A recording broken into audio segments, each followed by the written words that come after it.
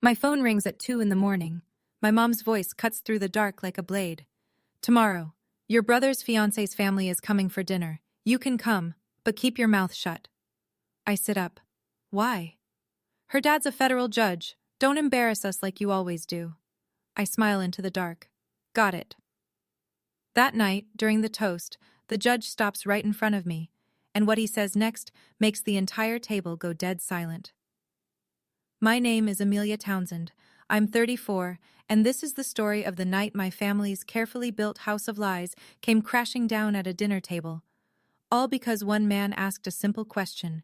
If you're watching this, please subscribe and let me know where you are watching from. But first, let me tell you what it's like to grow up as the wrong kind of daughter. I grew up in Ridgemont, Virginia, one of those small towns where everybody knows your name, your grades, and what your mama said about you at the grocery store last Tuesday. And what my mama says about me is never much. Patricia Townsend has 2 children, but if you listen to her talk, you'd think she only has one. Bradley. Bradley, who's so charming. Bradley, who's so good with people. Bradley, who lights up every room he walks into. Me? I'm the one who always has to argue. I'm 7 years old the first time I noticed the mantle. 5 framed photos of Bradley, Little League, school portrait, family vacation, church choir, birthday party. 1 photo of me, tucked behind a vase where you'd have to move the flowers to see it. I'm 17 when I graduate second in my class. Patricia doesn't come. Bradley has a baseball game. He sits on the bench the entire time. He's a backup outfielder. But my mother is in the bleachers cheering for a boy who never leaves the dugout while I walk across a stage alone. I win a full scholarship to undergrad, then a full ride to law school. I pay off my student loans myself. I never ask my family for $1. And Patricia tells the neighbors I dropped out and moved away. She doesn't say where I moved. She doesn't say why. She just lets the silence do its work, and in a small town, silence is its own kind of story. But I still call every Sunday. Still send birthday cards, still drive 2 hours from D.C. for Thanksgiving, only to hear Patricia redirect every conversation back to Bradley before I finish a sentence. I keep showing up, I keep hoping, until a phone rings at 2 in the morning. Let me tell you about Bradley. My brother is 29, 5 years younger than me, and he has the kind of easy smile that makes people trust him before he says a word. He sells cars at a dealership outside Richmond, not luxury cars. Regular sedans. He's a sales associate, decent at it, not spectacular. But if you ask Patricia, Bradley is a regional sales director. Bradley is being considered for a major promotion. Bradley just closed a huge deal. None of it is true, but Patricia says it with such conviction that even Bradley starts to believe it. Last Thanksgiving, I drive 2 hours to sit at the family table. Patricia pulls me aside before dinner. Don't talk about work tonight. Bradley's going through a tough stretch. I agree. I keep quiet. And for the next 3 hours, Bradley talks about his big deals, while nobody asks me a single question. Not one. I wash the dishes afterward, alone. Patricia has an Instagram account. She posts photos of Bradley with captions like, "So proud of my son's career milestones," and "This boy is going places." I scroll through the entire feed one night, 2 years of posts. My name appears 0 times, not once. I put my phone down and stare at the ceiling of my apartment in D.C., the apartment I pay for with the career she pretends doesn't exist. I don't need her to brag about me. I don't need a caption or a hashtag. I just need her to stop erasing me. But Patricia doesn't erase me because she hates me. That would almost be simpler. She erases me because my existence complicates the story she's telling, and she loves that story more than she loves the truth. I've been a litigation attorney at Whitfield and Keene for 8 years. Federal cases, employment discrimination, civil rights. The kind of work where you stand in a courtroom and argue for people who've been told they don't matter, and you make the record say otherwise. 5 months ago, I argue a case in the Eastern District of Virginia. The judge is Richard Calloway, silver-haired, sharp-eyed, known for running an efficient courtroom and having 0 patience for unprepared counsel. It's a civil rights case. Complex. The opposing side has a partner from a firm 3 times our size. I'm lead counsel. I'm terrified. But I prepare. I prepare until my notes have notes and my notes have color-coded tabs. And when I stand up to deliver oral argument, Something clicks. The words come clean and precise, and I watch Judge Calloway lean forward, not because he agrees with me, but because he's listening. We win. Afterward, in the hallway, Calloway stops me. "Counselor Townsend," he says. "That was one of the most precise oral arguments I've heard this year." He shakes my hand. Then he walks away, and I stand in that marble hallway trying not to cry. I don't tell Patricia. There's no point. The last time I mention work on the phone, she cuts me off mid-sentence. "Nobody really wants to hear about law stuff, Amelia." Then she spends 40 minutes telling me Bradley got a compliment from a customer. So I keep the win to myself. I keep the judge's handshake to myself. I keep all of it in a quiet place where it's safe. I have no idea that the judge who shook my hand is the father of the woman my brother is about to marry. The call comes on a Thursday, 2 in the morning. I'm in bed, lights off, alarm set for 6 because I have a deposition at 9. My phone glows on the nightstand. Mom. My heart does what it always does. Jumps. Because a call at 2 in the morning from your mother means someone's dead or someone's in the hospital. I grab the phone. "Mom? What's wrong?" "Nothing's wrong." Her voice is clipped, businesslike. "Tomorrow evening, Bradley's fiancé's family is coming for dinner at the house. You should be there." I exhale. Nobody's dead. "Okay. I'll drive down after work." "Good. But Amelia," she pauses. "Keep your mouth shut." "Excuse me?" "Her father is a federal judge. He's important. Don't embarrass us the way you always do." I sit in the dark, phone pressed to my ear, and I feel that old familiar weight settle on my chest. "I hear you," I say. "I'll be there. One more thing. If anyone asks what you do, tell them you work in an office. Don't mention law. Don't mention the firm. Just keep it simple." I'm quiet for a long time. Why? "Because this isn't about you, Amelia. This is Bradley's night. Can you not make everything about yourself for once?" I close my eyes. I could argue. I could ask why my own career needs to be hidden at my own family's dinner table. But it's 2 in the morning, and I've been having this argument for 34 years. "Fine," I say. I hang up, stare at the ceiling, and for the first time in my life, I start to wonder, what exactly is my mother hiding? Friday afternoon. I leave the office at 4, change out of my courtroom suit, and get on I-66 heading west. 2 hours to Ridgemont. I've made this drive 100 times. Past the strip malls, past the horse farms, past the exit where I always think about turning around and never do. The radio's off. I'm thinking. I'm thinking about Mother's Day 3 years ago, when I sent flowers and a handwritten card, and Patricia called to say, "Bradley brought me breakfast in bed. Isn't that sweet?" No mention of the flowers. I found them in the trash 2 weeks later when I visited. I'm thinking about the time I paid for her roof repair after the storm. Wrote the check, hired the contractor, made sure it was done right. When the neighbors asked, Patricia told them a friend helped out. Not her daughter. A friend. I'm thinking about 6 months ago, the night I won the biggest case of my career. I called home, bursting. Patricia listened for maybe 15 seconds. "That's nice, honey. Oh, Bradley just got a compliment from a big client. He's really moving up." I grip the steering wheel tighter. I pull into a gas station outside Culpeper. Fill the tank. Check my reflection in the window. I've chosen carefully tonight. Navy silk blouse, tailored slacks, my good watch. Professional but not flashy. And I notice the blazer hanging behind my seat. I chose it this morning without thinking about why. But standing here now, I know. I don't want to look like the person my mother told them I am. One quiet dinner. That's all this has to be. One dinner for Bradley. I get back on the road. The sun is dropping behind the Blue Ridge. I keep driving. I arrive an hour early. Patricia meets me at the door, hair freshly set, new pearl earrings, the kind of smile she wears when she's managing something. "Come in. We need to talk before they get here." She walks me through the house like a stage director blocking a scene. I sit here. I don't sit next to the judge. I don't bring up DC unless asked, and if asked, I keep it vague.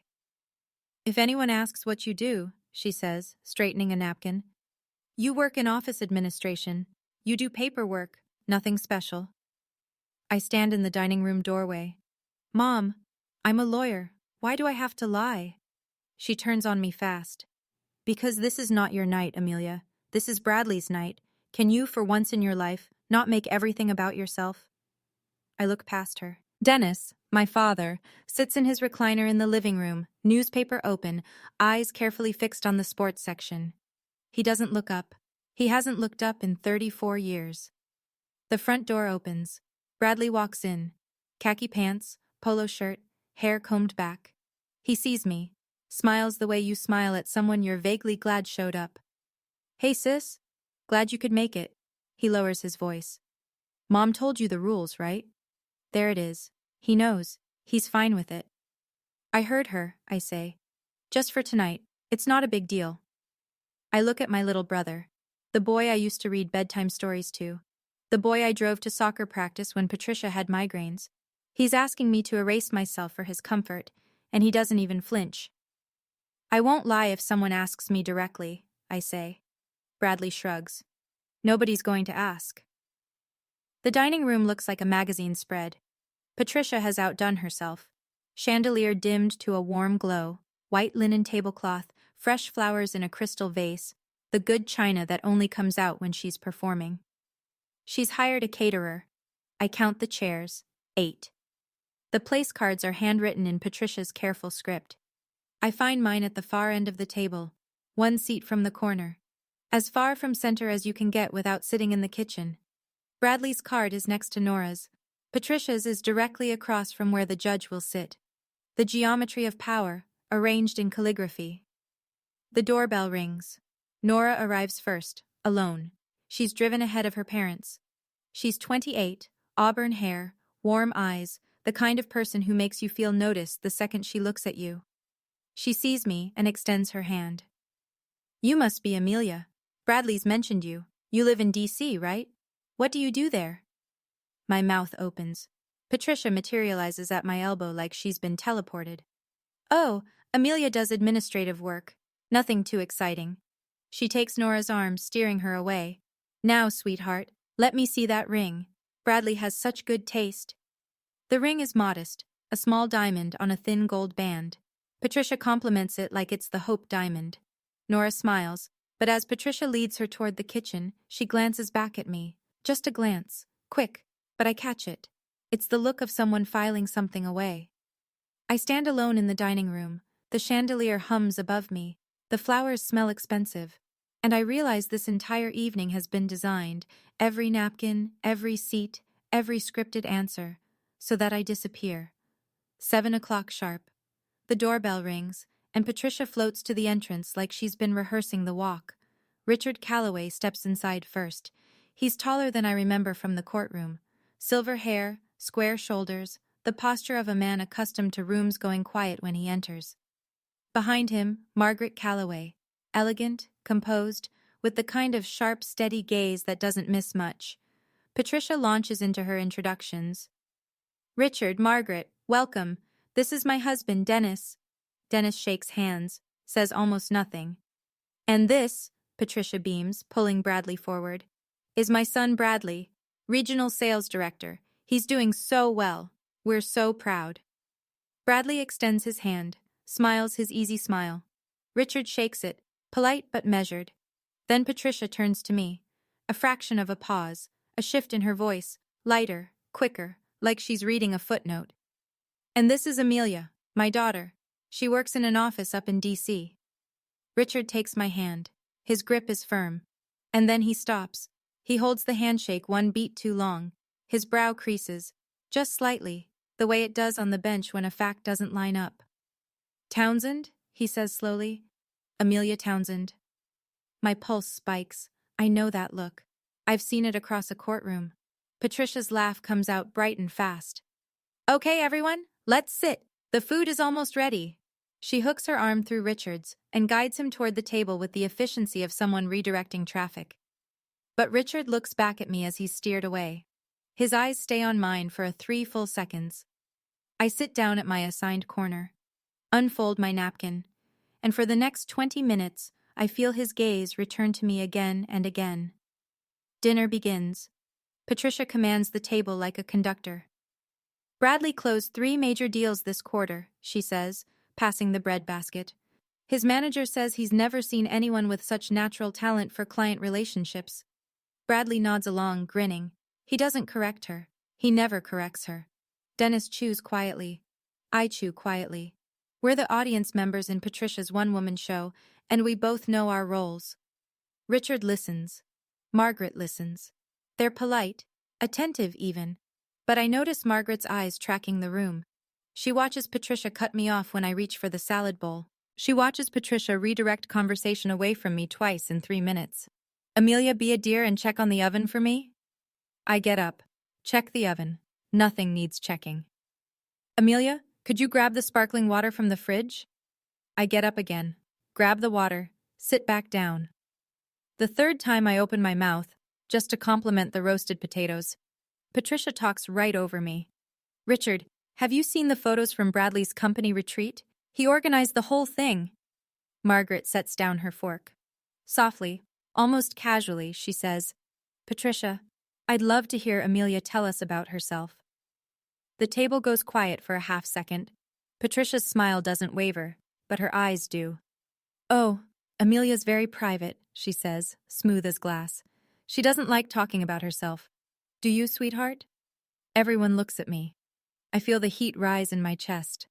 I feel 34 years of swallowed words pressing against my teeth. And I look at my mother, her perfect lipstick, her rehearsed smile, her iron grip on every sentence in this room, and I say, I don't mind at all. Patricia's left hand tightens around her napkin. Nora leans across the table toward me, genuine curiosity on her face. So, Amelia, do you like living in D.C.? I've heard Georgetown is beautiful in the fall. I relax a fraction. This is just conversation. Normal, human conversation. I love it. My office is close to the federal courthouse, so... Patricia coughs. Loud, sharp. The kind of cough that isn't a cough. Amelia, would you grab more water from the kitchen? I think we're almost out. We are not almost out. The bottle I brought 10 minutes ago is still 3/4 full. Everyone can see it. I stop mid-sentence, stand up, walk to the kitchen. Patricia follows me in. The swinging door hasn't even stopped moving before she's in my face, voice dropped to a whisper so tight it could cut glass. What are you doing? Nora asked me a question. I was answering. You said courthouse. I told you, don't mention anything about courts, law, any of it. Mom, I said my office is near the courthouse. That's geography. I know you, Amelia. Her finger comes up, an inch from my face. You always find a way to make everything about yourself. Don't you dare ruin this for your brother. I stand there, holding the water pitcher she didn't need me to refill. Looking at the woman who gave birth to me, who is trembling, not with anger, but with something closer to terror. She's not furious that I almost said the wrong thing. She's terrified that her entire performance is one honest sentence away from collapsing. And for the first time, standing in that kitchen, I don't feel hurt. I feel clear. I'll go sit down, I say quietly. She steps aside. I walk back to the table. The main course arrives. The caterer sets down plates of herb-crusted salmon, and Patricia narrates each dish like a cooking show host. But Richard Calloway isn't interested in the salmon. He's interested in me. Amelia, he says, cutting through Patricia's monologue about the caterer's credentials. How long have you been in D.C.? About 8 years. 8 years.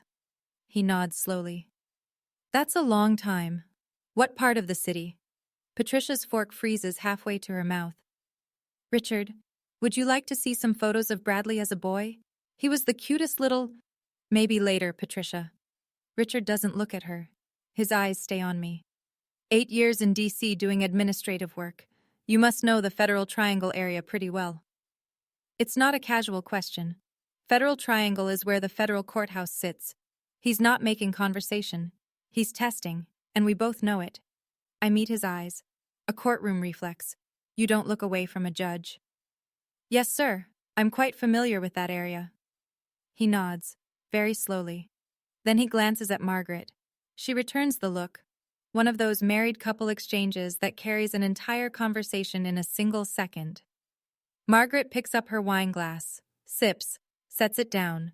She looks at Patricia, then at me, then back at Patricia. Something shifts behind her eyes. Not suspicion exactly, but the careful, systematic dismantling of an assumption. Under the table, my hands are steady, but my heart is pounding. Because I know what Richard Calloway knows, and I know he knows that I know. And the only person at this table who doesn't know what everyone else is circling around is the woman sitting at the head of it, smiling like she's in total control. Bradley leans back in his chair, wine glass in hand, warming to his audience. You know, Amelia was such a weird kid growing up. Always reading, always in her room, wouldn't play with anyone. Patricia laughs. The performative kind, head tilted, hand to her chest. It's true. Amelia always thought she was smarter than everyone else. Thank goodness she's settled down since then. I watch Nora's face. Her smile falters. She looks at me, not with pity, but with something sharper. Recognition. Margaret sets her fork down. The soft clink of silver on china is the only sound for a full second. Dennis stares at his plate. He's been staring at his plate all night. My father, the human wallpaper. I say nothing. My hands are folded in my lap. My jaw is tight enough to crack a walnut, but my face shows nothing. 8 years of courtroom training, of standing before hostile judges and opposing counsel who want you to flinch, have taught me exactly how to sit inside a silence that's designed to bury you. Richard watches all of it. He watches Patricia laugh at her own joke. He watches Bradley pile on. He watches Dennis disappear. And he watches me, still, composed, completely alone at a table full of family. Then he reaches for his glass, taps it with his knife. One clean ring. I'd like to say a few words, he announces. Patricia's face lights up. This is the part she's been waiting for. The distinguished federal judge, toasting her golden son, validating every lie she's told. Of course, she says, clasping her hands together. We'd love that. Richard stands, buttons his jacket, and begins to walk slowly around the table, heading straight toward me. Right now, I'm sitting at that table, jaw clenched, listening to my own mother tell a federal judge that I'm nothing special. And the worst part? She doesn't know what's about to happen. But before I tell you, if this story is hitting close to home, if you've ever sat at a table where your own family made you feel invisible, drop a comment right now. Tell me, what would you have done? And hit that subscribe button because what happens next? You're going to want to hear every single word of it. Richard holds his glass and speaks with the unhurried precision of a man who measures every word for a living. First, to Nora, my daughter. You've always had a remarkable ability to see people clearly, even when they'd prefer not to be seen. That's a gift, and it'll serve you well. Nora smiles. Margaret squeezes her hand. And to Bradley. Richard turns to him. Welcome. I believe in second impressions. This dinner was meant to be ours. Bradley nods, looking pleased. Patricia's smile is radiant, the smile of a woman whose plan is executing perfectly. She reaches under the table and squeezes Dennis's hand. He barely responds. Richard talks about family, about honesty, about the foundation of trust. The foundation of any family, he says, is honesty. Without it, everything is built on sand. I've spent 30 years on the bench, and if there's one thing I've learned, it's that the truth has a way of finding daylight, no matter how carefully someone tries to keep it in the dark. Patricia nods along, oblivious. I stare at my water glass. I'm counting the minutes. 20 more, maybe 25. Then I can excuse myself, drive back to D.C., and put 2 hours of highway between me and this table. I'm already planning my exit. The polite handshake, the quick hug for Bradley, the thank you for a lovely evening, that means nothing. I'm almost home free. Then Richard pauses, mid-stride. He's been walking slowly around the table as he speaks, an old courtroom habit, approaching the jury box. And now he's stopped. Right next to my chair. He looks down at me. The room notices. One by one, every head turns. I have to say, Richard says quietly, I'm surprised to see you here. 6 words, and the air leaves the room. Patricia laughs, too quickly, too brightly. Oh, Amelia is my daughter. Of course she'd be here. Richard doesn't look at Patricia. He's looking at me, only me. And his expression isn't surprise exactly. It's the look I've seen him wear on the bench when a witness's testimony doesn't match the evidence, that patient, measured look that says, "I'm going to give you one chance to explain this." "Who are you to them exactly?" he asks, not unkindly, almost gently. "Because the Amelia Townsend I know." He lets the sentence hang. The silence is absolute. No one chews, no one breathes. Nora's eyes dart between me and her father. Bradley's wine glass is frozen halfway to his lips. Dennis looks up from his plate for the first time all evening. Patricia's smile is still fixed to her face, but it's cracking at the edges, a porcelain mask with a hairline fracture running straight down the middle. "Richard," she says carefully, "I think you might be confusing Amelia with someone." "I'm not." His voice is gentle but final, the voice of a man who sustains objections for a living. "I remember every attorney who argues before my bench, and Counselor Townsend argued 2 cases in my courtroom. She won both." The fracture splits open. Margaret's hand goes to her mouth. Nora turns to me, eyes wide.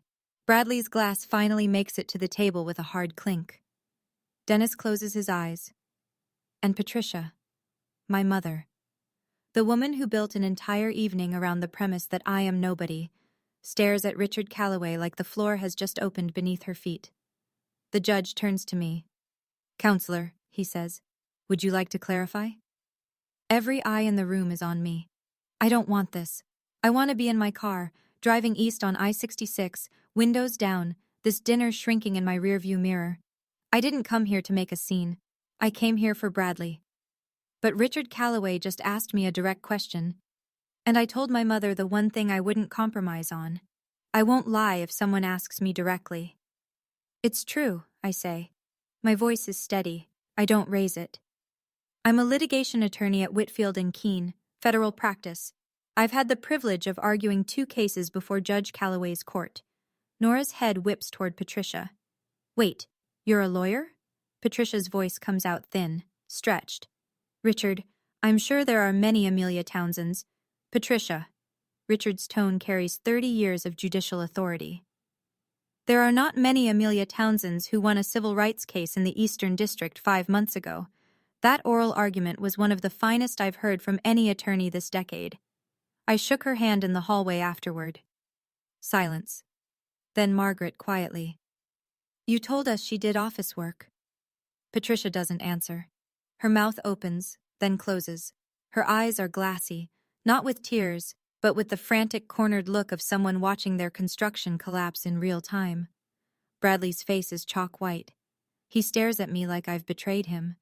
Not Patricia. Me. Because in his world, keeping the story alive is loyalty, and telling the truth is treason. "I didn't come here to make a scene," I say, and I mean it. "I came to celebrate your engagement, Brad. Your mother's fiancé's father recognized me. That's all that happened." Dennis, from the end of the table, whispers, "She's telling the truth." Nobody looks at him. Nobody ever does. Margaret Calloway sets down her napkin and folds her hands. When she speaks, her voice is calm, measured, and absolutely unforgiving. "Patricia, you told us your daughter works in office administration." Patricia grips the edge of the table. I didn't want Amelia to feel pressured to talk about her career. She's very private. That's not the same as lying about it." Nora's voice is quiet but firm. She's looking at Patricia the way you look at someone you're seeing for the first time. Not the image, but the machinery behind it. Bradley jumps in. "Look, can we just get back to dinner? This isn't about Amelia." Margaret turns to him slowly. "Actually, Bradley, it seems quite a lot has been about creating a particular picture this evening." The words land like stones dropped into still water. Ripple, ripple, ripple. Patricia pivots to tears. I've seen this before. The way she can switch from control to collapse, from commander to victim, in the space of a single breath. Her chin trembles, her voice cracks. "I just wanted tonight to be perfect for my son. Is that so wrong? Is it wrong for a mother to want the best for her child?" Margaret doesn't blink. "Nobody's questioning your love for your son, Patricia. We're questioning why you felt the need to diminish your daughter to express it." Richard sits back down. He picks up his fork, calm, done. He's delivered the facts and retired from the bench, letting the evidence speak for itself. He catches my eye across the table and gives me the slightest nod. It's not congratulatory. It's not triumphant. It's the nod you give someone when the record has been set straight, and you trust the truth to do the rest. Bradley shoves his chair back and turns on me. Why couldn't you just keep quiet for one night, Amelia? One night. That's all I asked. I look at my little brother, the boy I taught to ride a bike, the boy I quizzed on spelling words the night before every test, the boy who is standing in our mother's dining room, furious at me for telling the truth when asked. Brad, I was quiet all night. I sat where Mom told me to sit. I said what Mom told me to say. Judge Calloway asked me a direct question. I answered it honestly. You could have just said you work in an office. Nora cuts in, soft but sharp. Bradley, are you asking your sister to lie? He stops, opens his mouth, closes it. Because if you are, Nora continues, I need to understand something. Did you know your mom lied about Amelia? The table waits. Even Patricia stops crying. Bradley swallows. It's just how Mom is. She didn't mean anything by it. Nora stares at him. I watch something shift in her eyes. Not anger, not yet, but the first tremor of an earthquake that hasn't reached the surface. Patricia, sensing the ground tilting, reaches for Nora's hand. Sweetheart, I adore you. This was just a small misunderstanding. Patricia, Margaret's voice is a door closing. Let your son answer the question. Bradley looks at Nora, then at Patricia, then at me. He's searching for the script. The one Patricia always writes, the one that tells him exactly what to say to make everything smooth again. But there is no script for this. I didn't think it was a big deal, he says finally. Nora pulls her hand off the table. Nora's voice is careful now, the voice of someone putting pieces together and not liking the picture they're forming. Bradley, if your mom lied about Amelia's career, what about yours? The room constricts. What about mine? Bradley's voice pitches higher. I told you. Your mother introduced you as a regional sales director. Nora says each word distinctly. Is that your actual title? Patricia lunges forward. He's about to be promoted. It's practically official. Patricia. Richard raises one hand. Not forceful, just enough. The voice of a man who's silenced louder rooms. Let Bradley answer. Bradley stares at the tablecloth. A vein pulses at his temple. The entire room, his mother, his father, his sister, his fiancé, her parents, all waiting for one simple truth. Sales associate, he says, barely above a whisper. The silence that follows is different from the others. The first silence was shock. This one is something heavier. This is the sound of a foundation cracking. Nora closes her eyes, opens them, stands up. She doesn't slam her chair. She doesn't raise her voice. She places her napkin on the table with the careful precision of someone who knows that how you leave a room matters. I think I need some air, she says. Nora. Bradley reaches for her. Don't. One word. Quiet. Final. She walks toward the front door. Margaret stands, squeezes Richard's shoulder, and follows her daughter. And I sit at my corner seat, watching the wreckage, and I feel something I didn't expect. Not satisfaction, not vindication. Grief. Because this was never about me being right. This was about my mother being so afraid of the truth that she built an entire castle out of lies. And tonight, a judge asked one simple question, and the whole thing came down. Patricia stands. The tears are flowing freely now. The real ones mixed with the performance, impossible to separate. I did this for Bradley. Her voice breaks. Everything I did was for this family. I wanted us to look our best. I wanted Richard and Margaret to see that we're good people, that we're enough. She points at me. Her hand shakes. And you always have to ruin it. You always have to be the center of attention. Even tonight. Even when I begged you. Mom. My voice is quiet. Level. The voice I use in courtrooms when opposing counsel is shouting. I didn't ruin anything. I sat where you told me to sit. I said what you told me to say. I was introduced as an office worker. And I didn't correct it. Judge Calloway recognized me because I stood in his courtroom 5 months ago and did my job. That's not something I did to you. That's something that happened. But you could have what? Lied to a federal judge about my identity? In his presence? She has no answer for that. The logic is airtight, and she knows it. Dennis stands. Everyone looks at him, perhaps for the first time all evening. His voice is hoarse, rusty from disuse. Patricia, maybe we should just— Be quiet, Dennis! He sits back down, refolds his napkin, disappears again. Richard hasn't moved. He sits with his hands folded, watching with the patient, impassive expression of a man who has watched people unravel on witness stands for 3 decades. He doesn't intervene. The evidence has been entered. The testimony has been given. The verdict is writing itself. I look at my mother, and I see, beneath the fury, beneath the tears, pure, undiluted fear. She's not angry at me. She's terrified of being known. Margaret returns from the front porch alone. Nora is outside. The sound of a car door opening drifts through the screen. Margaret walks to the table. She doesn't sit. She stands, hands resting on the back of her chair, and she addresses Patricia with the quiet authority of a woman who has spent 40 years married to a federal judge and knows exactly how to separate fact from theater. Patricia, I want to make sure I understand. You told us your daughter works in office administration. In reality, she's a federal litigation attorney at a prominent D.C. firm. You told us your son is a regional sales director. In reality, he's a sales associate, and you instructed your daughter to remain silent about her career, at a dinner specifically arranged to introduce our families to one another. Patricia opens her mouth.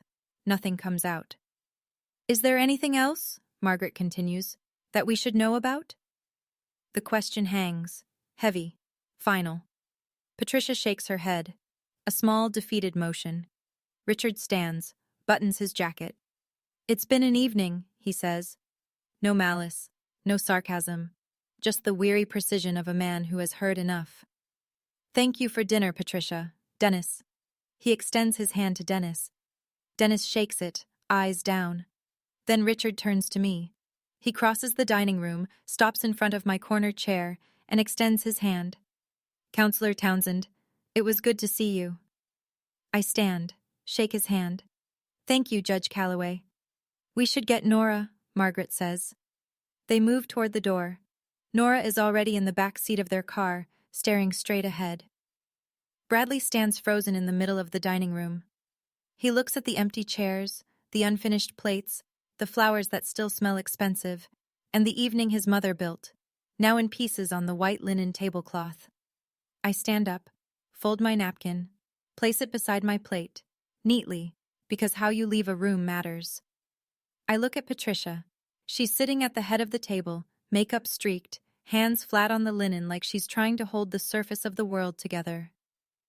Mom. My voice doesn't shake. I love you. I've always loved you. But tonight is the last time I will sit at a table where I have to pretend to be someone else. She flinches, like I've hit her. But I haven't raised my voice. I haven't raised my hand. I've only said what is true. I'm not ashamed of who I am, I continue. I won't be ashamed. And I won't come to any gathering where you need me to be smaller so that someone else can look bigger. That's not love. That's control. And I'm done participating in it. I turn to Bradley. He's standing by his chair, arms hanging, lost. Brad, congratulations on your engagement. I mean that. I hope you and Nora figure things out. But if you want me in your life, you need to call me yourself. Not through Mom. Not on her terms. Yours. He doesn't respond. His jaw works, but no sound comes out. I turn toward the Calloways, who are standing near the front door. Richard, Margaret, I apologize for the disruption tonight. It was genuinely wonderful to see you. Margaret reaches out and squeezes my arm. No apology needed, Amelia. Richard nods. Take care, counselor. I grab my blazer from the hall closet, the navy one I chose this morning without knowing why. Now I know. I walk out the front door. It closes behind me, softly. Not a slam. Just the quiet, certain sound of someone leaving on her own terms. I'm 3 steps down the porch when I hear it. Or rather, don't hear it. No footsteps behind me. No one calling my name. The porch light casts my shadow long across the walkway, and I'm the only shadow there. Inside, I imagine the scene I'm leaving behind. The half-eaten salmon cooling on the good china. The crystal vase with its expensive flowers. Patricia, alone at the head of a table set for 8, mascara tracing dark lines down her cheeks. I hear voices through the window, muffled but distinct. Nora's car door closes. Bradley's voice. Nora, please, just let me explain. Nora's voice, measured and final. Bradley, you sat there all night and let your mother lie. About your sister. About you. I need time. An engine starts. Headlights sweep across the lawn as the Callaway's car pulls out of the driveway. Nora is in the back seat. She doesn't wave. Bradley stands on the porch behind me. I hear him, but I don't turn around.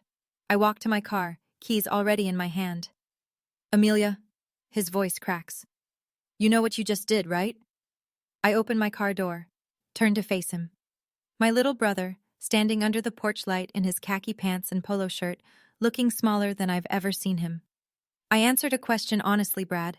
That's all I did. He goes back inside. The screen door claps shut. I sit in the driver's seat, key in the ignition, hands on the wheel at 10 and 2. My reflection stares back at me from the dark windshield. Composed, still, steady. Then the engine hums to life, and I pull out of the driveway. And for the first time in 34 years, I am not driving away feeling small. I just walked out of my mother's house, for the first time, with my head held high. But the story doesn't end there, because the next few days, that's when the real consequences hit. Before I tell you what happened, if you know someone who needs to hear this story tonight, share it with them. And if you've ever had to walk away from a table where you weren't allowed to be yourself, type, I walked away too, in the comments. Now let me tell you what happened when I checked my phone the next morning. The highway is empty at this hour. Just me and the white lines and 2 hours of Virginia darkness stretching ahead. My hands tremble on the wheel. Not fear, adrenaline. The kind that hits after you've been calm for so long that your body forgot it was supposed to be shaking. I don't turn on the radio. I don't call anyone. I just drive. Past the horse farms, past the strip malls, past the exit where I always think about turning around. And tonight, I don't even glance at it. Somewhere near Manassas, the tears come. Not the dramatic kind, just a quiet leaking that blurs the road for a few seconds until I blink it clear. I'm not crying because they hurt me. I'm crying because tonight, I finally stopped pretending it doesn't. I think about the dinner I wanted, a normal evening, a plate of food and a glass of wine and a conversation where someone asks about my life and actually listens. I think about sitting next to my brother, clinking glasses, saying congratulations, and meaning it. I think about my mother introducing me, just once, just one time, with something other than a footnote. But that dinner doesn't exist. It never existed. Because Patricia wasn't hosting a family meal tonight. She was staging a performance, and I was cast as an extra in my own family's story. I pull into my apartment complex in Arlington a few minutes after 11, cut the engine, sit in the dark parking garage and breathe. My phone is on the passenger seat. I haven't looked at it since Ridgemont. The screen glows with notifications. 14 unread messages. I pick it up, stare at the number. 14. I set it face down and go inside. The messages can wait until morning. Tonight, I'm going to sleep in a room where nobody needs me to be quiet. Saturday morning. Coffee. Sunlight through the kitchen window. I sit at my counter and open the phone. Patricia. 3 messages. The first, sent at 9:47 p.m. You ruined everything tonight. The second, 10:22 p.m. Nora won't return Bradley's calls. The third, 11:08 p.m. I hope you're happy. I read them twice. Set the phone down. Pick up my coffee. Bradley. 4 messages. Thanks a lot, Amelia. Nora wants to talk. She's upset. Mom is devastated. She hasn't stopped crying. And the last one, sent at midnight. You could have just stayed quiet. I stare at that last message for a long time. You could have just stayed quiet. The family motto, the Townsend Creed. Stay quiet, stay small, stay out of the way. The cost of belonging is disappearing, and the price of showing up is being told you took up too much space. Dennis. 1 message, sent at 6:14 a.m. My father, awake at dawn, typing what he couldn't say in 34 years of silence. I'm sorry, Amelia. 3 words. More than he's given me in a decade. Then a number I don't recognize. Area code 804, Richmond. Amelia, this is Nora. I'm so sorry about last night. I had no idea. Would you be open to getting coffee this week? I'd really like to talk. And one more. From a number Margaret Calloway left with Nora to pass along. Dear Amelia, your composure last night was remarkable. Richard and I would be happy to have you for dinner sometime. Just you. Warmly, Margaret. I set the phone down. Sit in my quiet kitchen. Sunlight on the counter. Coffee cooling in my hands. 14 messages. 2 families worth of fallout. And somewhere in the wreckage, 2 women I barely know who saw me more clearly in one evening than my own mother has in 34 years. Tuesday afternoon. A cafe in Georgetown. Brick walls, exposed beams, the hiss of an espresso machine. Nora is already at a corner table when I arrive. Her eyes are rimmed red. She hasn't been sleeping. Thank you for meeting me, she says. Of course. She wraps both hands around her mug, like she's holding it for warmth even though it's June. I need to tell you something, and I need you to hear it from me. I wait. Your mother told my parents, before the dinner, months ago, that you weren't close with the family. She implied... Nora pauses, chooses her words carefully. She implied you had personal issues. She never used the word unstable, but she circled close enough that my father got the impression you were someone to be careful around. The words land quietly. I absorb them. That's why Dad was so surprised to see you at the table, Nora continues. He was expecting someone fragile. Instead, he saw someone he'd personally complimented in his own courtroom. I nod, slowly. I didn't know she said that. I figured. Nora looks down at her coffee. And there's more. Bradley knew. About all of it. The job title, the things she told my parents about you. He admitted it after you left. He said, her voice tightens, it's just how Mom is. The most dangerous sentence in any family. It's just how they are. The universal permission slip for terrible behavior, signed in the name of love. Nora, I hope you don't think any of this is your fault. She shakes her head.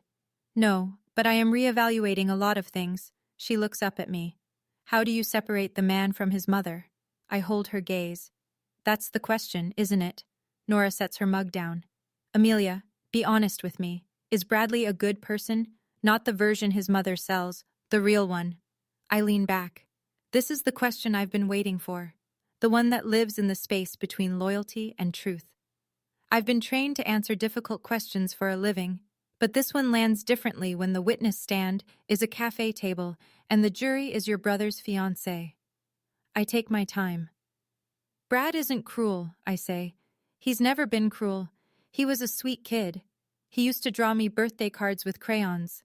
Dinosaurs mostly, because he knew I liked them. Nora's eyes soften. But he's passive, I continue. He grew up in a house where Mom controlled the story, and he learned early that the easiest role was the one she wrote for him. The golden son, the agreeable one. He never had to fight for anything because Patricia fought for him, and fighting meant lying, and lying meant everyone else had to shrink. I pause, breathe. He's not a bad person, Nora. But passivity in the face of lies isn't loyalty. It's participation. And you deserve someone who chooses you, not someone who lets his mother choose for him. Nora's eyes fill. She blinks hard. Thank you for telling me the truth. It's the only thing I know how to do anymore. She almost laughs. Almost. One more thing. Your mother called me this morning. She said this whole situation is your fault, that you've always been jealous of Bradley. I smile.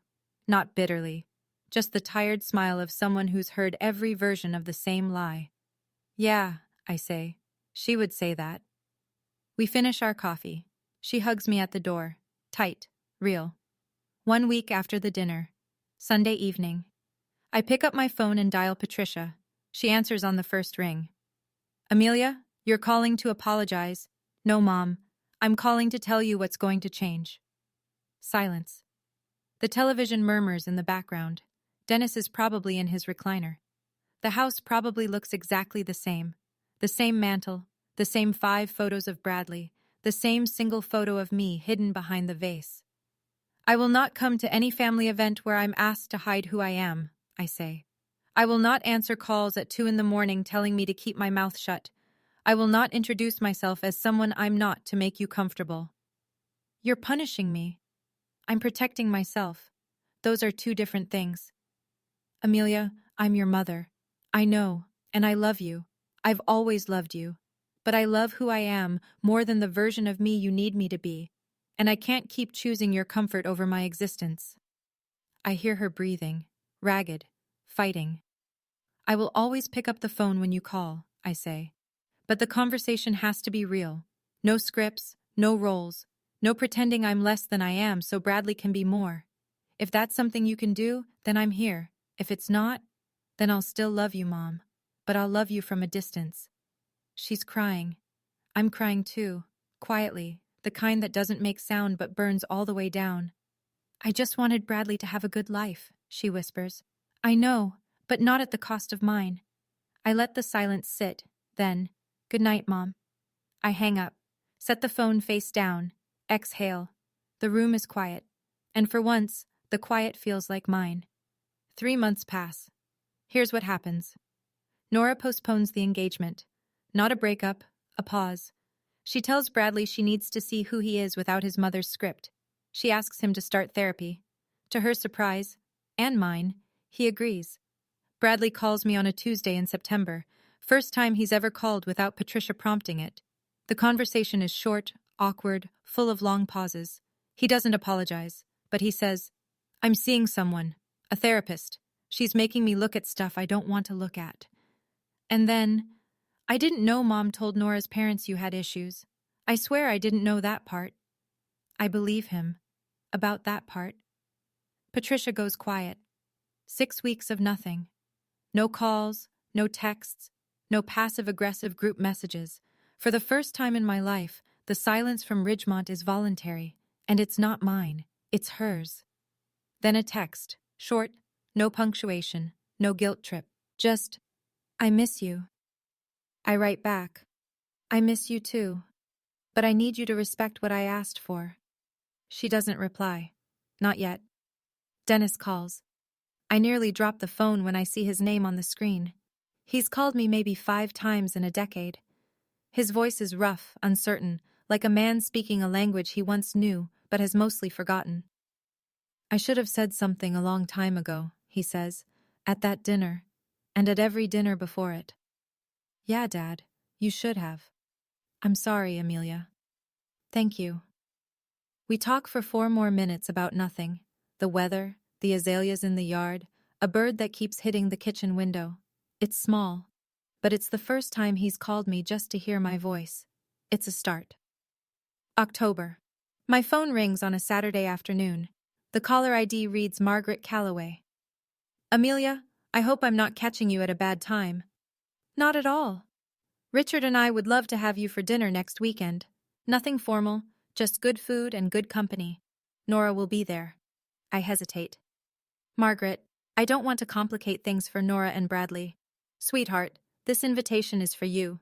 It has nothing to do with Bradley. I accept. And the following Saturday, I drive 30 minutes to the Calloway home in McLean, a warm colonial with a wide porch and a kitchen that smells like roasted garlic and fresh bread. No place cards, no scripts, no assigned seating. Richard pours wine and asks about my caseload. Margaret asks about my apartment, my neighborhood, whether I've found a good dry cleaner yet. Nora tells me Bradley is making progress in therapy. Slowly, but he's showing up. He called me last week, I say. On his own. Nora smiles. I know, he told me. We eat at a round table. No head seat, no corners. Margaret passes me the bread basket and says something so simple it nearly undoes me.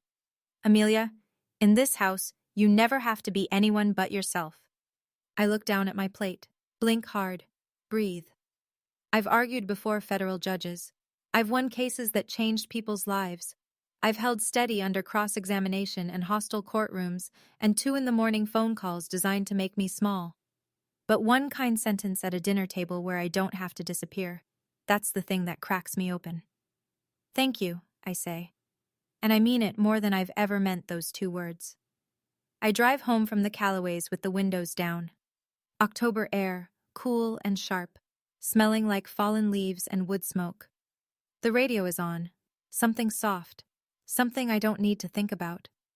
I just let the highway carry me.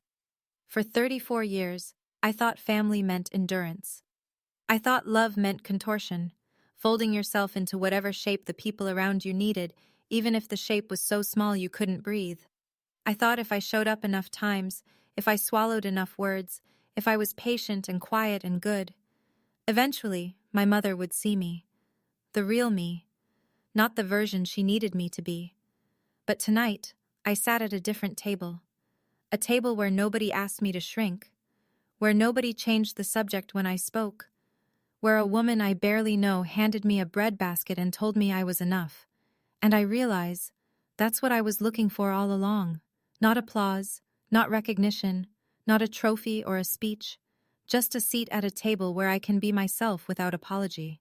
Setting a boundary isn't leaving, it's not cruelty, it's not punishment. It's saying, I'm still here, I'm still showing up, but I will no longer disappear so you can be comfortable. The highway hums beneath me. The lights of Arlington glow on the horizon. My phone is quiet in my pocket. Not because no one cares, but because the people who care are the right ones now. I pull into my parking garage, cut the engine, sit in the silence. But for once, the silence isn't absence. It's not the silence of being erased or talked over or hidden behind a vase on a mantel. This silence is rest, and it's mine. A Tuesday in November. I'm at my desk, reviewing deposition transcripts, when my phone buzzes. I glance at the screen. Mom. I stare at it through 2 rings. 3. My thumb hovers. I pick up. Mom. A pause. Long enough that I check to see if the call dropped. Then Patricia's voice, smaller than I've ever heard it, stripped of its usual polish and command, like someone who's been rehearsing a sentence for weeks and is terrified of getting it wrong. I want to hear about your work, she says, if you want to tell me. I close my eyes, lean back in my chair, feel the weight of every unanswered question, every redirected conversation, every Sunday phone call where she changed the subject before I could finish a sentence. Do you mean that? I ask. I'm trying, Amelia. 4 words, fragile as glass. Okay, I say. I'm working on a new case, employment discrimination. The hearing is in 2 weeks. Is it in front of the same judge? The one from the dinner? No, different judge this time. Oh. A beat. Are you ready? It's such a small question, a normal question, the kind of question mothers ask their daughters 1,000 times, about tests and job interviews and first dates and court hearings, and Patricia is asking it for the first time in my adult life.